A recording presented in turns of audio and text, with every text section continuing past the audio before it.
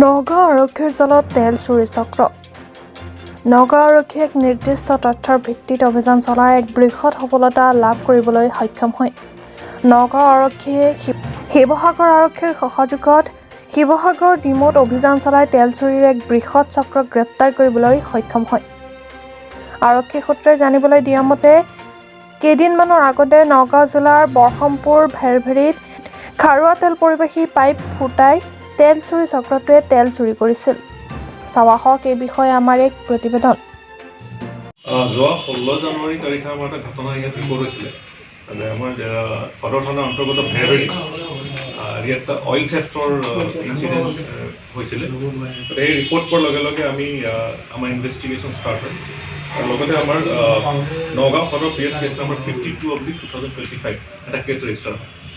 তাৰপিছত আমাৰ investigation start কৰাৰ পিছত আমি এজন ব্যক্তিক আমি আটক কৰোঁ ইয়াৰ লগত জড়িত প্ৰাঞ্জল কোঁৱৰ, আৰু তেখেতৰ ষ্টেটমেণ্টৰ ওপৰত বেছ কৰি পেলাই আমি জালালউদ্দিন ওৰফে জালু তেখেতক আটক কৰা হয় আৰু তেওঁলোকক ইণ্টাৰগেশ্যন কৰা হয়।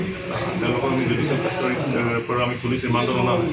ইণ্টাৰগেশ্যনত আমি আৰু কিছুমান তথ্যত আমি তাত পাওঁ।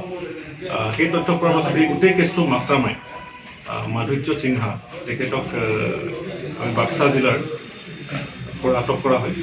এই আটক কৰাৰ পিছত আমাৰ যি অপাৰেশ্যন টীম আছিল, আমাৰ অকল ছুপাৰভাইজ কৰি থকা হৈছিল OC নগাঁও সদৰ আৰু আমাৰ IC ইটাচালি আৰু আমাৰ যি টেকনিকেল টীম আছে তেওঁলোকে এই যিটো অপাৰেশ্যনটো চলোৱাৰ পিছত ডিমৰ পৰা আমি তাৰ যিটো মাষ্টাৰ মাইণ্ড মাধুৰ্য সিনহা তেওঁক আমি লিড কৰি লৈ যায় আৰু তাৰ পৰা আৰু এজন মাষ্টাৰ মাইণ্ড জিতেন গগৈ তেখেত তাত আটক কৰা হয়।